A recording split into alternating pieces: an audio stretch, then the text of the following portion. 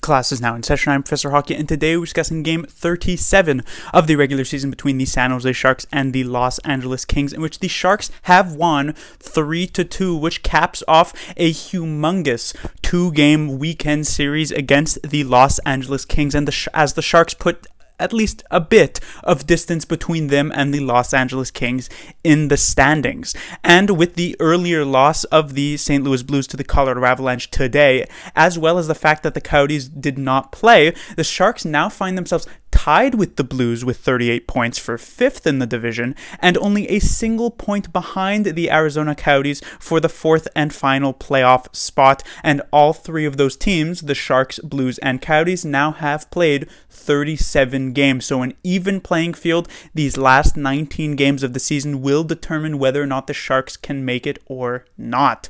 And this first period started off, I guess you could say, decently well for the Sharks, because they scored the first goal in this game from Kevin Labanc.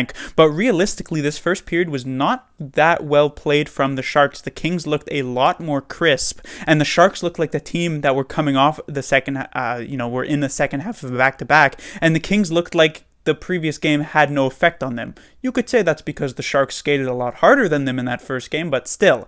And the Kings would quickly manage to tie up the game with Dustin Brown's goal, and the Sharks would thank their lucky stars that the Kings only managed a single goal in that first period with how heavily they were outshot. It was 1-1 after 20. Come second period, the Sharks would get a goal to separate themselves a bit in this one from Evander Kane, his 16th of the season. However, the Sharks would revert back to their previous habits, I guess, of a few games ago, where they give up a late second period goal, this one shorthanded to Moore, and we would have a 2-2 game going into the third period. And this was a third period that would decide potentially the season, not to speak too hyperbolically considering there's still 19 games left in the season. But that's how important these 4-point games are against especially teams that are in the race right with the Sharks, like the Los Angeles Kings. And in the third period, it's an evenly played third, and eventually it is a Jonathan Quick mistake that John Leonard jumps at and manages to feed in front to Dylan Gambrell with the empty net to make it 3-2, and the Sharks hold off the last-minute assault from the Los Angeles Kings. It came a bit close. The Sharks do not get an empty netter in this one, but they emerge with the win 3-2. And first thing to talk about would be Martin Jones, as he gets the start here tonight, which I absolutely did not expect. And so what this absolutely shows me is that Bob Bruner is 110% committed to trying to make the playoffs with this team. If this was a team that was planning on selling at the deadline, if this was a team that wasn't necessarily looking to compete that much this year, you absolutely go with Devan Dubnyk, not only because it's a second of the back-to-back and so it makes sense, but also maybe you're trying to show off Dubnyk a bit for the upcoming trade deadline that is only just about over a week away. But instead, Bruner goes back with the hot hand Martin Jones, and it pays off for him here tonight.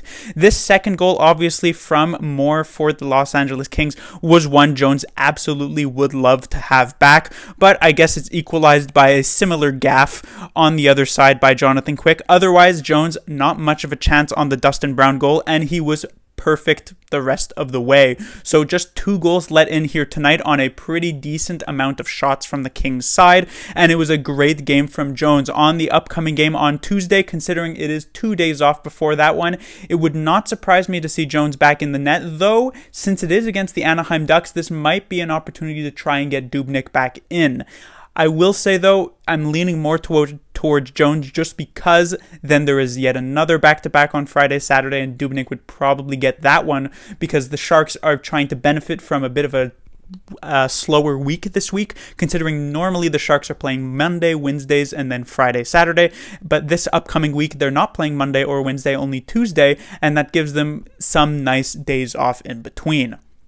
Next, I'll be talking about Evander Kane. I believe he's probably the forward who I have talked about the most this season, and rightfully so. He once again has a fantastic game for the San Jose Sharks, makes some nice plays to eventually set up this Kevin Labanc goal. Some lucky bounces on the Labanc goal, certainly, but still. Then had just a lot of patience shown on his own goal to outweight Jonathan Quick, who, besides his mistake on the Gambrell goal, was very good here tonight. Both goalies looked pretty much on point besides their individual mistakes that led to a goal on either side.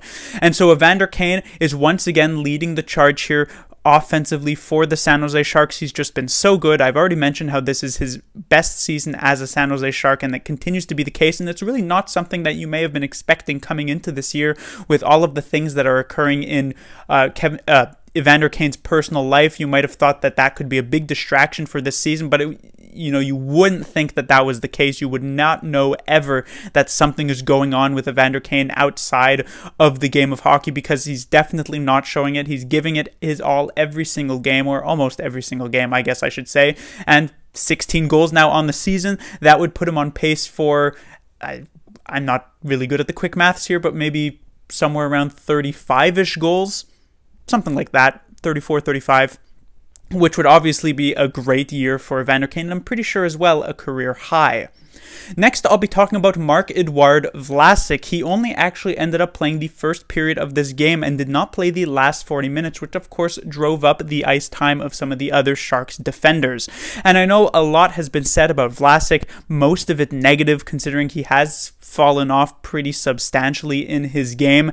However, the fact still remains that Vlasic is a very capable defenseman at the NHL level, at the very least to play on a third pairing, and he is significantly better as a sixth or fifth defenseman, or wherever you want to call him, than some of the other options that the Sharks have.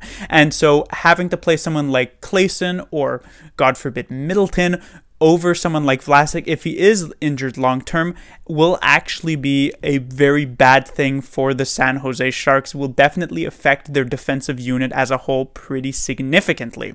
The good news is that this Vlasic is going down with an injury in a time where, as I said, the Sharks' schedule takes a bit of a small breather before once again picking back up for the final stretch of games. The Sharks have these 2 days off before the game on against the Anaheim Ducks on Tuesday, and then another 2 days off after that. So hopefully Vlasic can use that bit of extra rest to get healthy, because, as I said, even though it hasn't been a great season for Vlasic, he's still a much better option than anything else the Sharks have to offer. So hopefully the Sharks can get this solid 6 defense unit back together as quick as possible. And finally, let's talk about MarioFerraro, the future of the San Jose Sharks defense. If you had asked most Sharks fans maybe 3 years ago, the answer you would have gotten for who is the future for the Sharks defense would have probably been Ryan Merkley. He was a highly touted prospect that the Sharks drafted in 2017, and while there were attitude issues that were surrounding him and defensive issues that were surrounding him, many people believed that he was the top prospect in the Sharks prospect pool, and rightfully so at the time. And now suddenly, 3 years later, it is MarioFerraro who is a top pairing defenseman for the San Jose Sharks, who is looking like a top pairing defenseman in general, just in the league, and has been just so huge for the Sharks night in, night out. Also, kind of like Evander Kane, giving his 110% every single shift, every single time. Gets, over 20 minutes easily every single night playing with Brent Burns, which I guess is somewhat of a side effect of playing with Brent Burns, but also a testament to how good Ferraro has been. He made multiple key defensive plays here tonight. We saw one right at the end in the last couple of seconds, managing to intercept this pass in the slot from the Kings, just with a couple of seconds left that could have potentially led to a good chance to tie this game, but Ferraro on top of it. He's just, I believe, 22 years old, and yet he's still being the player who's put on the ice with Brent Burns to kill off the last few seconds of a game. Just an incredible amount of potential is being shown by MarioFerraro, and as I said, he is absolutely the future of the San Jose Sharks defensive unit. Now, that will do it for this review. The Sharks will be back in action on Tuesday. As I said, they will take on the Anaheim Ducks, a team who the Sharks have, of course, had a lot of success against this season. Only a single loss versus them, which was in the shootout. I believe that was a game that Devan Dubnyk had started, and that should, at the very least, be a game where the Sharks would like to pick up, at the very least, a point, but most likely 2 points to try and keep pace here in this West Division. The Blues are losing a lot of games, but who knows how long that can continue. They're still a team that has some championship pedigree to them. They won the Stanley Cup just a couple of years ago, and the Coyotes are still pretty scrappy themselves, so the Sharks definitely cannot let up now, even with this 4-game winning streak, and we'll see if they can make it 5 on Tuesday. Class dismissed.